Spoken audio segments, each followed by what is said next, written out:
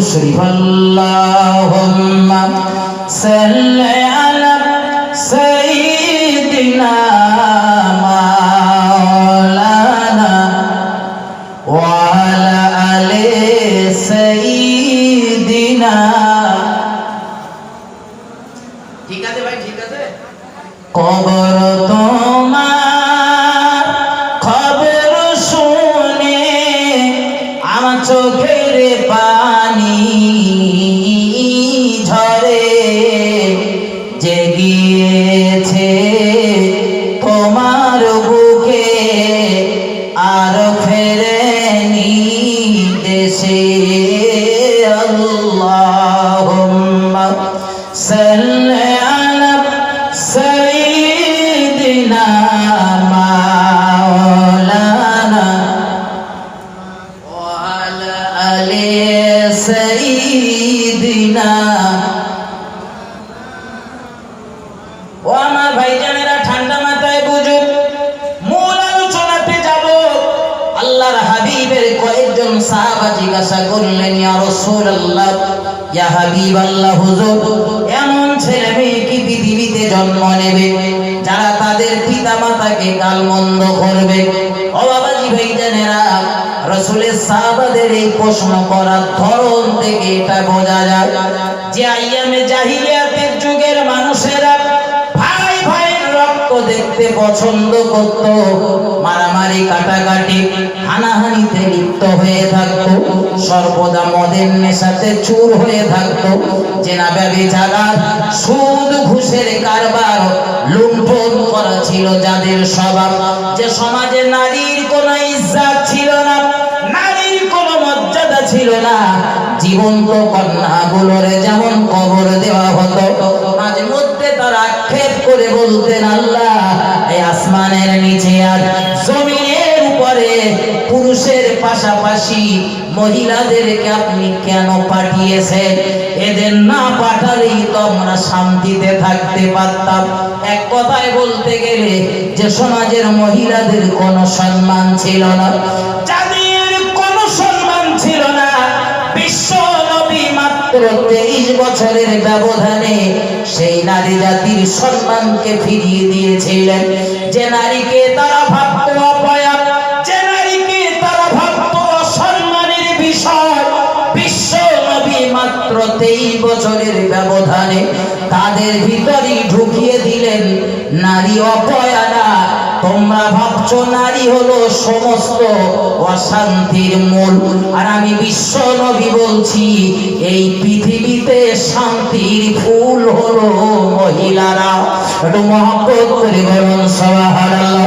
ও বাবাজি ভাইজানেরা আমার, যে সমাজটারে রাসূল 23 বছরের জিন্দেগিতে সুন্দর করে সাজিয়েছিলেন, সেই যুগের মানুষগুলো একটা পিরিয়ডে যারা নারীগুলোরে জীবন্ত কবর দিয়েছে, কবরের ভিতরে বাচ্চাটা শুইয়ে দিয়েছে, পাথর উঁচু করেছে, কবরের ভিতর থেকে আব্বা বলে চিৎকার করেছে, কখনো বা কাউকে ডাক দিয়ে বলেছেন, আব্বা আপনি আমাকে ছেড়ে দেন, জীবনে কোনোদিন এই পৃথিবীর বুকে বাপ বলে আপনার পরিচয় দেব না, ভিক্ষা করে খাবো, কোনদিন বলবো না আমি আপনার সন্তান। নিষ্ঠুর ভাবে, নির্মম ভাবে তাদের শহীদ করে দেওয়া হয়েছে, জীবন্ত কবর দেওয়া হয়েছে। সেই সমাজটাকে বিশ্ব নবী আজ আমূল পরিবর্তন করে দিয়েছে। নবী সেই সাহাবাগুলোর ভিতর থেকে কয়েকজন রাসূলের দরবারে বসে রয়েছেন, আর তারাই জিজ্ঞাসা করছেন, ইয়া রাসূলুল্লাহ, এমন ছেলে মেয়ের কি জন্ম হবে যারা তাদের পিতা মাতাকে গালমন্দ করবে? দিনের নবী জানানো, সাহাবারা, তুমি হয়তো সরাসরি তোমার পিতা মাতাকে গালমন্দ করলে না, তবে তুমি অপরের পিতা মাতাকে গালমন্দ করলে। আর ওই ব্যক্তিটি তোমার পিতামাতাকে গালিগালাজ করলো। বোঝানোর জন্য বলছি, আমি হাসিবুর আপনার পিতামাতাকে গালমন্দ করলাম, আর আপনি রাগান্বিত হয়ে আমাকে গালমন্দ করলেন। বিশ্ব নবী জানিয়ে দিলেন এই উভয়ের জন্য জান্নাত হারাম হয়ে যাবে। আর জান্নাত থেকে কয়েক হাজার মাইল দূরে জান্নাতের যে সুগন্ধি পাওয়া যায় এটা ওদের নসিবে জুটবে না। অনেকের মনের কোণে প্রশ্ন জাগতে পারে, হুজুর আমাকে যদি একজন মানুষ প্রচন্ড পরিমাণে গালমন্দ করে বিনা অন্যায়তে সহ্য করব কিভাবে? ভাই ধৈর্য আপনাকে ধরতে হবে। কথা যদি আপনি বলে ফেলেছেন তো আপনি বিপদের ভিতরে পতিত হয়ে যেতে পারেন। একটুখানি ধৈর্য ধরুন, সবর করুন, ধৈর্যের ফল বড় মধুর। কারণ হযরত প্রিয় নবী একদিন রাস্তা দিয়ে চলছেন, হঠাৎ নবী দেখতে পেলেন আবু বকর রাস্তার ধারে দাঁড়িয়ে রয়েছে, আর একজন বেদুইন আবু বকরকে গালমন্দ করছে। হযরত আবু বকর নীরব হয়ে রয়েছেন, চুপচাপ হয়ে রয়েছেন। লোকটা প্রচন্ড গালমন্দ করছে বিশ্ব নবীকে, আর বিশ্ব নবীর সাহাবা আবু বকরকে। আর হযরত আবু বকর একদম চুপচাপ হয়ে রয়েছেন। নবী আমার চলতে চলতে থমকে দাঁড়িয়ে গেলেন। আর আবু বকরের অবস্থা দেখে হযরত প্রিয় নবী আমার মিসকি মিসকি হাসতেছিলেন। আবু বকর লক্ষ্য করলেন বিশ্ব নবী চলতে চলতে দাঁড়িয়ে গিয়েছে পথের কিনারায়। লোকটা আমারে গালমন্দ করছে আর আমার নবী মিসকে মিসকে হাসছে। এই লোকটা আমারে গালমন্দ করছে, আমি যদি জবাব না দেই হয়তো রাসূল ভাবতে পারে আমি এই কাজের কাজী। তাই আমার একটুখানি ফোঁস করার দরকার, একটুখানি জবাব দেওয়ার দরকার, যাতে রাসূল বুঝে নেন আমি এই কাজের কাজী না। কারণ আমার সমাজের একদল মানুষ মনে করে গালি দিয়েছে কিছুই বলল না, চুপচাপ রয়েছে অপরজন। আর একদল মানুষ চিন্তা ভাবনা করে দেখেছি সে এত বলা বলিস একবারও নড়িনি, তার মানে কাজ করেছে, তার মানে কাজ করেছে। ও যে রাসূলের আদর্শ অনুযায়ী ধৈর্য ধারণ করছে এটাও মুগুরের মাথায় নেই। ও মনে করতেছে মনে হয় অন্যায় কাজও করেছে, তাই ভাবে রয়েছে। হযরত আবু বকর বিশ্ব নবীর লক্ষ্য করে এবার একটুখানি জবাব দিলেন। যেই জবাব দেওয়া শুরু করলেন, দিনের নবী রাসূলুল্লাহ এত সময় তো মিসকি মিসকি হাসছিলেন, এবারে তিনি পাশ কাটিয়ে বেরিয়ে যাচ্ছেন। আল্লাহর হাবিবের মনটা মলিন হয়ে গেল। ওই হাসি মাখা বদনটা এক মুহূর্তের ভিতরে মলিন হয়ে গেল। হযরত আবু বকর লক্ষ্য করল আমারে যখন গালি দিচ্ছিল লোকটি প্রিয় নবী দাঁড়িয়ে দাঁড়িয়ে মিসকি মিসকি হাসতেছিলেন, আর আমি যেই জবাব দিলাম প্রিয় নবী এখান থেকে চলে গেল। ব্যাপারটা কি? হযরত আবু বকর ছুটে গেলেন, আল্লাহর হাবিবকে জিজ্ঞাসা করলেন, আল্লাহ পাকের হাবিব আমাদের নেতা মুহাম্মদুর রাসূলুল্লাহ সাল্লাল্লাহু আলাইহি ওয়াসাল্লাম ওই লোকটি আমায় যখন গালমন্দ করছিল আপনি মিসকি মিসকি হাসছিলেন, কিন্তু আমি যখন জবাব দিলাম আপনি কেন ওখান থেকে চলে এলেন? দিনের নবী রাসূলুল্লাহ সাল্লাল্লাহু আলাইহি ওয়াসাল্লাম বললেন, আবু বকর তুমি যখন নীরব ছিলে, চুপচাপ ছিলে, ওই লোকটি যখন গালমন্দ করছিল আমি দেখতেছিলাম তার গালমন্দ গুলো সে যত ছোট বড় কথা বলছিল তার প্রত্যেকটি কথার জবাব, তার কথাগুলো ফেরেশতারা তার দিকে ফিরিয়ে দিচ্ছিল। ও গালমন্দ করছিল, বড় বড় কথা বলছিল, তার ওই দেওয়া অপবাদগুলো গালমন্দগুলো তার দিকে ফেরেশতারা ঘুরিয়ে দিচ্ছিল। কিন্তু যেই দেখলাম তুমি কথা বলতে, তোমার কথা বলা শুরু করেছো, দেখলাম ফেরেশতারা ওখান থেকে চলে গিয়েছে। ফেরেশতারা আর ফেরত না দিয়ে ওখান থেকে বেরিয়ে গেল। আমি দেখতে পেলাম মহান আল্লাহ রহমত বর্ষণ বন্ধ হয়ে গেল। মহান আল্লাহ রহমত যেখানে বর্ষণ হয় না আমি বিশ্ব নবী সেখানে থাকি কিভাবে? ও বাবাজি ভাই জানেন আমার হাতে না ধরে পায়ে ধরে বলবো জীবনে একটু গালমন্দ জবান থেকে বন্ধ করো। হয়তো কেউ না জেনে আপনার সাথে বিয়াদবি করে ফেলেছে, আপনাকে ছোট বড় কথা বলে ফেলেছে, গালি না দিয়ে তাকে বুঝিয়ে বলুন ভাই এইভাবে কাউকে গালমন্দ দিতে নেই। তুই যে আমারে গালমন্দ করছিস আমার বাপ মা তুলে, আমি রাগের বশবর্তী হয়ে যদি আমি তোর বাপ মাকে গালমন্দ করি তো উভয়ের জন্য তো জান্নাত হারাম হয়ে যাবে। আমার গোটা জীবনের নামাজ, আমার রোজা, আমার হজ, আমার যাকাত, আমার তাসবিহ তাহলিল, আমার জিকির ফিকির, আমার জীবনের সব ইবাদত তো বরবাদ হয়ে যাবে, তোর জীবনের সবকিছু বরবাদ হয়ে যাবে। এজন্য গালমন্দ না দিয়ে তোর কি বলা রয়েছে, আমি যদি তোর কাছে কোনো অন্যায় করে ফেলি সেটা বল, আমি তোর কাছে ক্ষমা চাইবো, বা কিছু যদি তুই আমার কাছে পাস তো বল, আমি সেটা তোকে ফেরত দেব। ও বাবাজি ভাইজানেরা আমার, বিশ্বনবীর এই আদর্শ বাস্তব জীবনে রূপ দেন। আমার নবী আপনার প্রতি সন্তুষ্ট হবে, আমার নবী আপনার ব্যবহারে বড় খুশি হবে। যে নবী একটা উম্মত বানানোর জন্য বিশ্বনবী আমার দুশমনের বাড়ির দরজার সামনেও 200 বার দাঁড়িয়েছে, আমার নবী সেই উম্মতের ভিতর থেকে যদি একজন আমার নবীর আদর্শওয়ালা হয়ে যায়, আমার নবী বড় সন্তুষ্ট হয়ে যাবে, বড় খুশি হয়ে যাবে। কারণ একজনের বাড়ির সামনে নবী 200 বার দাঁড়িয়েছেন, আল্লাহর হাবিব দাঁড়িয়ে গেলেন, ঘরের দরজাতে লক করলেন, ঘরের দরজাটা খুলে দিল লোকটা। বিশ্ব নবী আমার ডাক দিয়ে বললেন, ভাই আমি আব্দুল্লাহর বেটা মুহাম্মদ সাল্লাল্লাহু আলাইহি ওয়াসাল্লাম, মহান আল্লাহ আমায় নবী হিসাবে মনোনীত করেছেন। আমি তোমারে বলছি একটা নতুন ধর্মের দাওয়াত নিয়ে এসেছি, আমার মাবুদকে মাবুদ হিসাবে স্বীকৃতি দাও, আমার রবের উপরে ঈমান আনো, আর আমি মুহাম্মদুর রাসূলুল্লাহ সাল্লাল্লাহু আলাইহি ওয়াসাল্লাম আমায় নবী হিসাবে মান্যতা দাও। জান্নাত জাহান্নাম ইহকাল পরকালের প্রতি, আসমানি কিতাবের প্রতি তোমরা যদি বিশ্বাস স্থাপন করতে পারো, আমি মুহাম্মদুর রাসূলুল্লাহ বলছি, হাসরের ময়দানে তোমাদেরকে ফেলে রেখে আমি মহান আল্লাহর রহমতে জান্নাতে যাব না। একটু মহব্বত করে বলুন সুবহানাল্লাহ। বিশ্ব নবী আমার এই কথাটা বললেন, ঘর থেকে বেরিয়ে এলো বাড়িওয়ালা দিনের নবী রাসূলুল্লাহ সাল্লাল্লাহু আলাইহি ওয়াসাল্লামের সঙ্গে অত্যন্ত নিষ্ঠুর একটা আচরণ করলেন, আমার নবীর সঙ্গে খারাপ ব্যবহার করলেন। বিশ্ব নবীর গলাটা ধাক্কা দিয়ে জমিনের উপরে আছাড় বেঁধে ফেলে দিয়েছে। আব্দুল্লাহর বেটা মুহাম্মদ, তোমার বুঝি লজ্জা শরম নেই? বারবার তুমি আমার বাড়ির দরজাতে আসো, বারবার আমি তোমারে গালমন্দ করি, আমার বাড়ির দরজাতে আসতে তোমায় নিষেধ করি, বারবার তুমি আমার ঘরের দরজার সামনে দাঁড়াও নতুন ধর্মের দাওয়াত নিয়ে, আর আমি বারবার করে তোমারে বলেছি আমি ওই নতুন ধর্ম গ্রহণ করব না, তবে তুমি বারবার কেন আমার ঘরের দরজার সামনে আসো?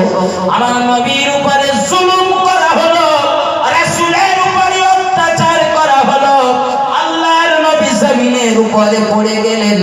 নবী আমার এমন ভাবে পড়ে গিয়েছেন, আমার নবীর ঠোঁটটা কেটে গিয়েছে, বিশ্ব নবীর ঠোঁট দিয়ে রক্ত বার হচ্ছে, বিশ্ব নবী আমার হাত দিয়ে ঠোঁটটা চেপে ধরেছেন, আমার নবীর 2-3টে আঙুল রক্তে রাঙা হয়ে গিয়েছে।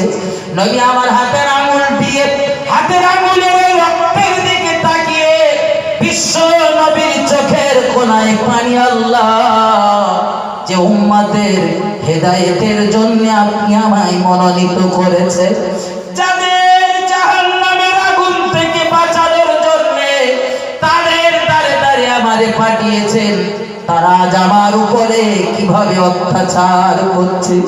তবে মাহবুব, আমি ওদের উপরে রাগান্বিত নয়, ওদের উপরে অসন্তুষ্ট নয়, ওরা আমার সঙ্গে দুর্ব্যবহার করেছে বলে মাহবুব আপনি ওদের সঙ্গে খারাপ ব্যবহার করবেন না। ও রব্বুল আলামিন আল্লাহ, আমার এই রক্তের মর্যাদা যদি দিতেই হয়, এই রক্ত ঝরানোর ওসিলায় আমার গুনাহগার উম্মতিদের আপনি মার্জনা করে দেন। একটু মহব্বত করে বলুন সুবহানাল্লাহ, আর একটু ভক্তি ভরে বলুন সুবহানাল্লাহ। আমার নবী এত কষ্ট পেলেন, বিশ্ব নবী একটুখানি সময় নিলেন, রাসূল আবার ঘুরে দাঁড়ালেন। নবী আবার ঘরের দরজাতে লক করেছেন, টুকটুক করে ঘা দিয়েছে। বাড়িওয়ালি মনে করেছে মনে হয় আমাদের কোনো আত্মীয় স্বজন এসেছে, মনে হয় কোনো কুটুম্ব এসেছে। ঘরের দরজাটা খুলে দিয়েছে মহিলা মানুষ। বিশ্বনবীর অবস্থা দেখে মহিলার চোখের কোণাতে পানি জমে গেল। আব্দুল্লাহর বেটা মুহাম্মদ সাল্লাল্লাহু আলাইহি ওয়াসাল্লাম, তোমার কি একটু কষ্ট হয় না? তোমার শরীরের প্রতি কি তোমার একটু মায়া নেই? তোমার শরীরের প্রতি তোমার কি একটু দরদ নেই? একটু আগে আমার স্বামী তোমার আঘাত দিয়ে জমিনে গলা ধাক্কা দিয়ে ফেলে দিয়েছে, এখনো তার চিহ্ন তোমার মুখে লেগে রয়েছে, রক্ত মাখা তোমার ঠোঁট দুটো। ও আব্দুল্লাহর বেটা মুহাম্মদ সাল্লাল্লাহু আলাইহি ওয়াসাল্লাম, তোমার কি একটু কষ্ট হয় না? তোমার কি লজ্জা শরম বলতে কিছুই নেই? আমার নবীর চোখের কোণা দিয়ে টপ টপ করে পানি পড়ছে। বিশ্ব নবী আমার কান্না, বিশ্ব নবী আমার চোখের পানি ছেড়ে দিয়ে বললেন, জননী মা, আজ আপনার স্বামী আমারে মেরেছে, আপনার স্বামী আমার সঙ্গে দুর্ব্যবহার করেছে, খারাপ আচরণ করেছে, খারাপ ব্যবহার করেছে। একবার একবার করে আপনার স্বামীর দরবারে 200 বার এসেছে, আমার গলাটা ধাক্কা দিয়ে জমিনের উপরে ফেলে দিয়েছে, আমার ঠোঁটটা কেটে গিয়েছে, গল গল করে রক্ত ঝরেছে। মারে, যতটা কষ্ট আমি মুহাম্মদুর রাসূলুল্লাহ পেয়েছি, এর চেয়েও বেশি কষ্ট আমি সেই দিন পাবো যেদিন তোমার স্বামী কলেমা না পড়ার জন্য, ঈমান না আনার জন্য, কলেমা পড়ে ঈমান না আনার কারণে যেদিন তোমার স্বামীকে জাহান্নামের বাসিন্দা বানানো হবে, আমার সামন দিয়ে ধাক্কা দিয়ে তাকে জাহান্নামের দিকে নিয়ে যাওয়া হবে, আমি বিশ্ব নবী মুহাম্মদুর রাসূলুল্লাহ সাল্লাল্লাহু আলাইহি ওয়াসাল্লাম সেদিন সহ্য করতে পারবো না বলেই আজ এত কষ্ট পাওয়ার পরে আপনার স্বামীর দরবারে এসে দাঁড়িয়েছি। ও বাবাজি ভাইজানেরা আমার, আল্লাহর হাবিবের এই কথাগুলো শেষ হতে না হতে ঘরের ভিতর থেকে বাড়িওয়ালা লাফ দিয়েছে আমার নবীর কদমের কাছে, আমার নবীর পায়ের কাছে আছাড় খেয়ে পড়েছেন। আব্দুল্লাহর বেটা মুহাম্মদ সাল্লাল্লাহু আলাইহি ওয়াসাল্লাম, আপনি আমারে ক্ষমা করে দেন, মাফ করে দেন, আমি আপনারে চিনতে পারিনি যে আপনি আখিরি জামানার কলির কলকি, আপনি আখিরি জামানার নবী, বুঝতে পারিনি বলে আপনার সঙ্গে দুর্ব্যবহার করেছি। জানতে পেরেছি আপনার মনে এত মায়া, আপনার মনে আল্লাহ এত মমতা ঢেলে দিয়েছে, আপনার চরম শত্রু হিসাবে আপনার উপরে চড়াও হয়েছি, আমি আপনার উপরে জুলুম করেছি, তারপরেও আপনি যখন আমার চিন্তাতে মশগুল হয়ে রয়েছে, আমি জান্নাতে যাব না জাহান্নামে যাব, এই চিন্তা আপনি যখন অস্থির, আমি বুঝতে পেরেছি আপনি হলেন শ্রেষ্ঠ নবী, আপনি হলেন আখিরি জামানার নবী। ইয়া রাসূলুল্লাহ,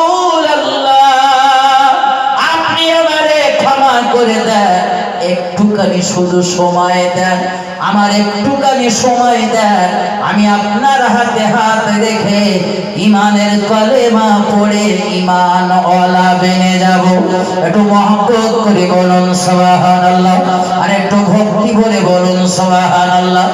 এত খারাপ আচরণ করলো রাসূলের সঙ্গে, আমার নবী তার জন্য বদদুয়া করলেন না, আমার নবী তাকে গালমন্দ করলেন না, বরং নবী ক্ষমা সুন্দর দৃষ্টিতে তাকালেন, আবার তার দিকে ফিরে তাকালেন, লোকটা ঈমানওয়ালা বেনে গেল, জাহান্নামের আগুন থেকে বেঁচে গেল। ও বাবাজি ভাইজানেরা, নবীর আদর্শ এত মার খাবার পরেও বিশ্ব নবী আমার কাউকে গালমন্দ করেনি।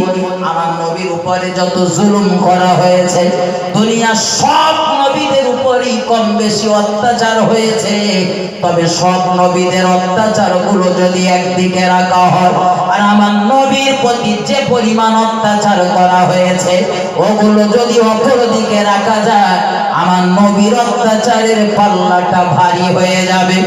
এরপরে ৬৩ বছরের জিন্দেগিতে নবী কাউকে কখনোই গালমন্দ করেনি, নবী কারোর জন্য কখনোই বদদুয়া করেনি। আপনাদের জানা ইতিহাস বলবো না, শুধু যে দুটো কথা না বললে নয়, বোঝাতে পারবো না, ওই দুটো কথা মাথায় রাখুন। ওই তায়েফ সফরে নবী গিয়েছিলেন, এত মার সেদিন নবী খেয়েছিলেন, নবী আমার ফেরত আসতেছিলেন, এত মার নবী আমার খেয়েছিলেন, ভালোভাবে পা গুলো বিছাতে পারছিল না নবী। বিশ্ব নবী তার সঙ্গে থাকা পালিত বেটা জায়েদের তাই ডেকে বলছিলেন, বাবা জায়েদ, তুমি আমার একটু সাথ দাও। জায়েদের গলা, জায়েদের কাঁধটা ধরে বিশ্ব নবী আমার কোনো মতে আস্তে আস্তে এগিয়ে আসতেছিলেন। আল্লাহর হাবিব মুহাম্মদুর রাসূলুল্লাহ সাল্লাল্লাহু আলাইহি ওয়াসাল্লামকে নিষ্ঠুররা ওই তায়েফের ছোট ছোট বালক বালিকারা বিরাট পরিমাণে পাথরের আঘাতে জর্জরিত করেছেন। তো বিশ্ব নবী আমার তাদের জন্য বদদুয়া করিনি, তাদেরকে গালমন্দ করিনি, বরং ওই তায়েফ সফর থেকে নবী ফেরত আসার পর বিশ্ব নবী আমার একটানা ৯০ দিন ৩ মাস ধরে আমার নবী ছিলেন বিরাট চিন্তিত অবস্থায়। বিশ্ব নবীর মুখে হাসি ফুটেনি, নবী আমার বিরাট চিন্তায় থাকতেন, আল্লাহ যারা আমার উপরে এত জুলুম করেছে, আমার উপরে এত অত্যাচার করেছে, আমার চোখের অগোচরে আপনি যদি তাদের ধ্বংস করে দেন, আমি মুহাম্মদুর রাসূলুল্লাহ আমার বড় ভয় হয়, আমি মুহাম্মদুর রাসূলুল্লাহ আমার বড় ভয় হয়। আল্লাহ তাদের যদি ধ্বংস করে দেন তো কলেমার দাওয়াত আমি কাদের দরবারে নিয়ে যাব? ও বাবাজি ভাইজানেরা আমার, নিবেদন করব আপনাদের কাছে, বিশ্ব নবী আমার এত মার খেলেন, এত মার খাওয়ার পরেও দিনের নবী তাদেরকে গালমন্দ করলেন না, তাদের জন্য বদদুয়া করলেন না, বরং তাদের যাতে ক্ষতি না হয় সেই চিন্তায় নবী আমার অস্থির। একটু মহব্বত করে বলুন সুবহানাল্লাহ, আর একটু ভক্তি করে বলুন সুবহানাল্লাহ। আমরা সেই নবীর উম্মত, অথচ আমার সমাজে দেখা যায় সন্তান হয়তো বাপের কাছে একটা অন্যায় করে ফেলেছে, সন্তান ছেলে মেয়ে হয়তো বাপ মার কাছে কোন একটা ভুল করে ফেলেছে। ওই বাচ্চারা ভুল করতে পারে, অনেক সময় বাচ্চারাই তো ভুল করে। আমরা না ভাই পেকে পেকে পেকে পেকে খানিকটা পাকা হয়ে গেছি, কিন্তু আমাদের কচি কাঁচা ওগুলো তো এখন কাঁচা, তাই না? তো ওদের ভুল হওয়াটা স্বাভাবিক। এখন ওরা একটা অন্যায় করে ফেলেছে, তার জন্য ওদের উপরে বদদুয়া চাপিয়ে দেবে। আমরা একটা বিরাট মারাত্মক ধরনের ভুল করে ফেলব। সন্তান অন্যায় করলে যদি পারেন তো তাদের জন্য একটু নেক দোয়া করেন, ভালো দোয়া করেন, কারণ রাসূল বলেছেন পিতা মাতার দোয়া সন্তানের জন্য কবুল হয়। একটু আস্তে করে বলেন সুবহানাল্লাহ।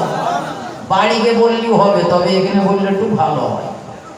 সন্তানের জন্য পিতা মাতার দোয়া ১০০% গ্যারান্টি কবুল হবেই হবে। আমরা তো ভাড়াটে হুজুর, আমরা বলে ভাড়াটে হুজুর, আমাদের মাল বেশি দিলি দোয়া কবুল হয়, বলে কথা বলেন, মাল বেশি দিলি দোয়া, আর কথা বলেন মাল কম দিলি দোয়া কবুল হয়। রিসেন্ট দেখতেছিল একটা ওয়াজ শুনতেছিল, আমি নাম বলবো, তো সে বক্তা বলতেছেন এত পরিমাণ মাল দিলি দোয়া ডাইরেক্ট কবুল হবে, আর এত পরিমাণ মাল না দেওয়া পর্যন্ত সামিয়ানার ওপরে যাবে না দোয়া, সামিয়ানার উপরে দোয়া যাবে না। তা হতে পারে ভাই, তাদের কাছে হতে পারে, আমার কাছে তো সম্ভব না ভাই। তবে আমি পেয়েছি, রাসূল বলেছেন বাপ মার দোয়া ১০০% গ্যারান্টি কবুল হবেই হবে। বলুন সুবহানাল্লাহ। ওখানে টাকা পয়সা দিতে হবে না, ওখানে ফ্রি দোয়া নেওয়ার জায়গার ঠিকানা বলে দিছি। কষ্ট করে এখান থেকে কোনো হুজুরির বাড়ি যাওয়ার দরকার নেই। আপনি যাবেন, আমি যেতে নিষেধ করছি না, একবার না 1000 বার যান, আল্লাহওয়ালা ব্যক্তিদের দরবারে যান, তাদের মাজার জিয়ারত করুন। আমিও করি, তা আপনাদের নিষেধ করবো না, আপনারাও যাবেন। কিন্তু ভাই দোয়া নেবার যদি দরকার হয় তো বাড়ি যে পীর সাহেবটা রয়েছে, বাড়ি যে পীর রয়েছে, বাড়ির পীর চেনেন তো নাকি? বাড়ির পীর রয়েছে, চেনেন?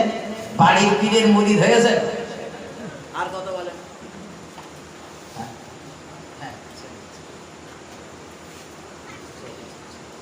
ও ভাই, বাড়ির পীরের মুরিদ, বাড়ির পীরের মুরিদ হন। এমনি তো পীরের মুরিদ আপনারা হবেন, বায়াত হবেন, আমি নিষেধ করছি না। বাড়ির পীর মানে কে বলেন? বিবি, বিবি স্ত্রী, তাহলে কে না? হ্যাঁ, বাবা। আলহামদুলিল্লাহ, আমার বাবাজি বলেছেন বাবার মা। কিন্তু আমার সমাজে শোনা যায়, আমার সমাজে শোনা যায় বহু বাপ মা বলে, হুজুর সে কানের ডাক্তারটা আসার পর থেকে আমার ছেলে আর আমার ছেলে, আমার ছেলে আর যতদিন বিবাহ শাদী দেয়নি ততদিন বিরাট খাই খেদমত করেছে। মা বাপ ছাড়া ওর মুখে কোনো কথা ছিল না, যা বলবে বাপ মা। কানের ডাক্তার যেদিন থেকে দিছে আমার আর ছেলে না, ওইটাই বড় করি ও যা বলে। আরে ভাই, দোয়া যদি নিতে হয় তো বাপ মার কাছ থেকে না। বাপ মাকে বলছি, দোয়া যদি করতেই হয় বদ দোয়া না, সন্তানের জন্য একটু নেক দোয়া করতে শেখে। অন্যায় করেছে বলে রেগে গিয়ে বদ দোয়া করলেন, করে আপনার কি লাভ হলো? বলে বলুন। আপনার সন্তান তো অন্যায় করেছে আর তার জন্য আপনি দোয়া করতেলেন, খোদা ও গাড়ির তলায় পড়ুক, ওর ঘাড়ে যেন দুপুরে বাস হয়। সেইরকম কায়দা করে আমার একদল মা বোন আছে, এইভাবে সুন্দর করে সাজিয়ে সাজিয়ে বলে। আমি তো পারি। দেখো ভাই, আপনার সন্তানের ঘাড়ে যদি বাস পড়ে তা আপনার কি লাভ হবে? কত বলেন, কত লাভ হবে না লস হবে? আপনি বললেন আপনার সন্তান হয়তো একটু বদমাশি করে ফেলেছে, একটু ভুল করে ফেলেছে, আপনি বললেন বেটা দেখিস তোর ক্যান্সার হবে, ক্যান্সার। আপনার কথা অনুযায়ী আপনার বেটার ক্যান্সার হয়েছে, তা আপনার লাভটা কি হয়েছে আর সন্তানটার লাভ ক্ষতি কি হয়েছে? কথা বলে না কিছু। আরে ভাই, এই জন্যই বলেছি বদ দোয়া না, পারেন তো একটু নেক দোয়া করেন। বেটা ভুল করেছে, বেটি ভুল করেছে, ওদের জন্য বদ দোয়া না করে একটু নেক দোয়া করেন, ভালো দোয়া করেন। আল্লাহ বেটাটা মানুষের মতো মানুষ হয়নি, দরকার ছিল নবীর আদর্শ অনুযায়ী তৈরি হওয়ার, দরকার ছিল কোরআন সুন্নাহ অনুযায়ী জীবন গঠন করার, সেভাবে হতে পারিনি। আল্লাহ আমার বেটাটারে কোরআন সুন্নাহর উপরে প্রতিষ্ঠিত করে দাও, সে যেন কোরআন সুন্নাহর উপরে জীবন অতিবাহিত করতে পারে।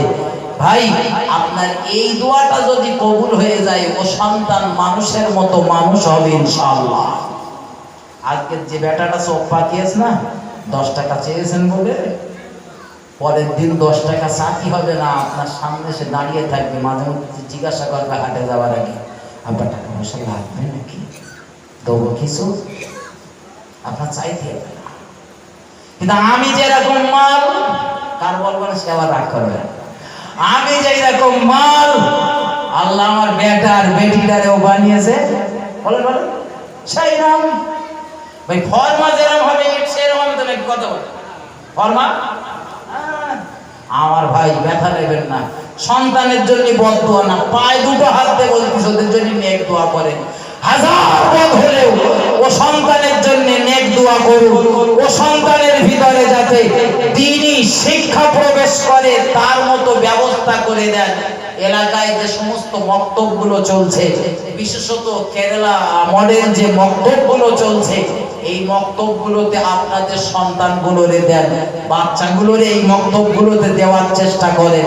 আল্লাহ চাইলে দেখবেন এই মক্তবে দেন, আপনার ছেলে ডাক্তার হোক, মাস্টার হোক, ইঞ্জিনিয়ার হোক, আপনার ছেলে জেনারেল শিক্ষায় শিক্ষিত হোক। আমি বলি না যে আপনার ছেলেরা শুধু আলেম আর হাফেজ বানান। এ সমাজে যেমন আলেম আর হাফেজের দরকার রয়েছে, এ সমাজে ডাক্তার আর মাস্টারেরও দরকার রয়েছে।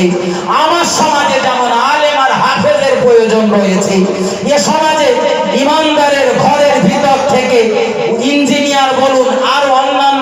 শিক্ষায় শিক্ষিত সমাজ সেবকের প্রয়োজন রয়েছে, তাদের দ্বারাও সমাজ সুন্দর হবে।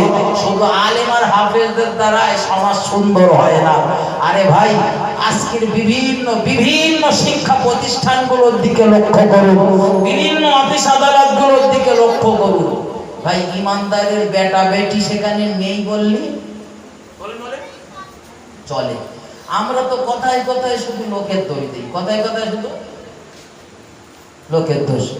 বলে হাসিবুরির নামের আগে মোহাম্মদ রয়েছে, তাই দেখে খাতা সরিয়ে দিয়েছে, ওই জন্যই হয়নি।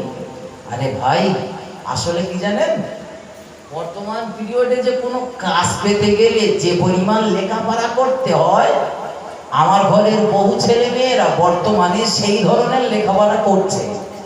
আমার বহু ছেলে পিলে রয়েছে, পড়াশোনা করেছে, পাশও করেছে। তবে ভাই, এই ফার্স্ট বেঞ্চের ছাত্র আর লাস্ট বেঞ্চের ছাত্র, আমি মাঝে মধ্যে বলি যে ফার্স্ট বেঞ্চের ছাত্রের একরকম মর্যাদা আর লাস্ট বেঞ্চের ছাত্রের মর্যাদা একরকম।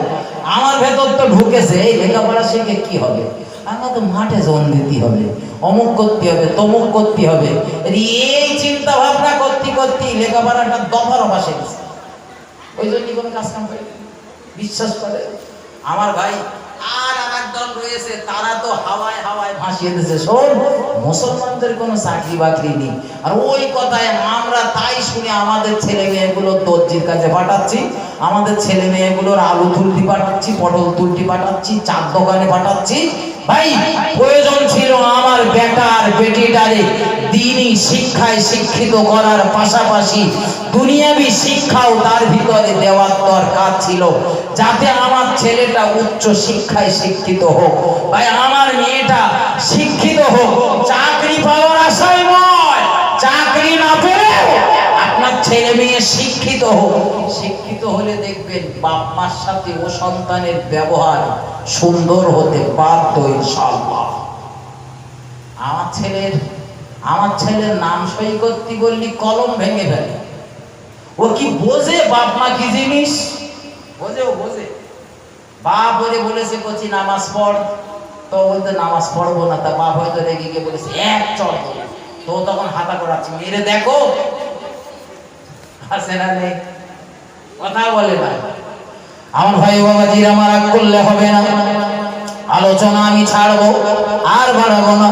পরবর্তী ওলামা হাজরাতকে আসার জন্য অনুরোধ রইল। শুধু এতটুকু মাথায় রাখুন, ও বাবাজি ভাইজানের আমার, বিশ্ব নবী জানাবে মুহাম্মদুর রাসূলুল্লাহ সাল্লাল্লাহু আলাইহি ওয়াসাল্লাম তার জীবনে কখনোই তিনি কাউকে গালমন্দ করেননি। সেই নবীর উম্মতের দাবিদার আপনি, আপনার ভিতরে এই আদর্শ প্রবেশ করুন। আপনি এই আদর্শে আদর্শিত হওয়ার চেষ্টা চালান। আপনিও সংকল্প করুন, আজ এই মজলিস থেকে আমার নবীর মতো আমিও জীবনে কাউকে কোনোদিন গালমন্দ করব না। কেউ যদি আমায় গালমন্দ করতে পারে, আমি তাকে গালমন্দ করব না। ও বাবাজি ভাইজানেরা, নবীর এই আদর্শগুলোতে যদি, নবীর এই আদর্শগুলো যদি আপনার বাস্তব জীবনে রূপ দিতে পারেন, নবীর এই রেখে যাওয়া আদর্শগুলোতে যদি আপনি আদর্শিত হতে পারেন, হাসরের ময়দানে হাসিপুরের বাপ, হাসিপুরের মা, আপনার কোনো আত্মীয় স্বজন, আপনার কোনো পাড়া প্রতিবেশী, আপনার দুনিয়ার কোনো হুজুর, দুনিয়ার কোনো আলেম হাফেজ যদি আপনার পাশে না দাঁড়ায়, রাসূলের আদর্শগুলো বাস্তবে রূপ দেওয়ার কারণে বিশ্ব নবী আপনার পাশে দাঁড়াবেন, আপনার জন্য শাফাআত করবেন, আর আপনাকে ফেলে রেখে তিনি জান্নাতে যাবেন না। একটু মহব্বত করে বলুন সুবহানাল্লাহ, আর একটু ভক্তি ভরে বলুন সুবহানাল্লাহ। আমার ভাই, দরকার ছিল রাসূলের আদর্শগুলো ফলো করা, কিন্তু আমার সমাজের দিকে তাকিয়ে দেখুন, আমরা যতটা রাসূলের আদর্শ ফলো করি, তার থেকে ইবলিসের মুরিদ বেশি হয়েছে। তার থেকে ইবলিসের মুরিদ কত বলেন, বেশি না কম? ভাই, নবীর জীবনে নবী গান বাজনার ধারে পাশে যায়নি, শুনিনি। আর আমার সমাজের বহু মানুষ ইবলিসের এত বড় মুরিদ, গান বাজনা না শুনলে এদের রাতে ঘুম হয় না। আছে না নেই? কথা বলেন, আর কথা বলেন, একদম সব নিয়ম। আমার ভাই রাগ করলে হবে না, গোড়ায় বলেছিলাম আবার এখনো বলছি, ভাই রসুলের আদর্শ আমাদের বাস্তব জীবনে রূপ দিতে হবে। মহান আল্লাহ আমাদেরকে সেই সুমতি দান করুন, মহান আল্লাহ আমাদের তৌফিক দিন, রসুলের আদর্শ অনুযায়ী জীবন গঠন করার তৌফিক দেন, বলুন আল্লাহুম্মা আমিন। আলোচনা আমি ছাড়ছি, তবে ছাড়ার আগে আপনাদের কাছে আমি দাবি করছি,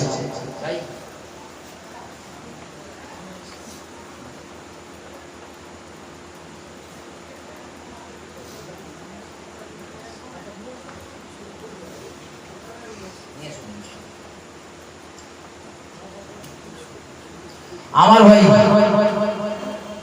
একদম শেষ সময় আপনাদের কাছে নিবেদন করছি, অল ইন্ডিয়া সুন্নাত আল জামাতে সদস্য হওয়ার জন্য অনুরোধ করছি। পুরাতন সদস্যদের নবীকরণ চলছে, তো আপনাদের কাছে নিবেদন করছি অল ইন্ডিয়া সুন্নাত আল জামাতের সদস্য হওয়ার জন্যে। অল ইন্ডিয়া সুন্নাত আল জামাতের একাধিক মেয়েদের মাদ্রাসা রয়েছে, ছেলেদের মাদ্রাসাও রয়েছে প্রচুর পরিমাণ। সেই সঙ্গে দাদা হুজুর রহমাতুল্লাহ আলাইহির মত ও পথের উপরে পরিচালিত এই মাদ্রাসাগুলোর দিকে আপনারা নজর দেবেন, দোয়া করবেন, আপনাদের ঘরের ছেলে মেয়েদেরকে এই মাদ্রাসাগুলোতে দেবেন, বঙ্গনুর পত্রিকা নিজে পড়বেন, অপরকে পড়ানোর চেষ্টা চালাবেন। এই দাবি রেখে আমার বক্তৃতা ইতি টানছি। ভক্তি ভরে দুরূদ শরীফ আল্লাহুম্মা সাল্লি আলা সাইয়্যিদিনা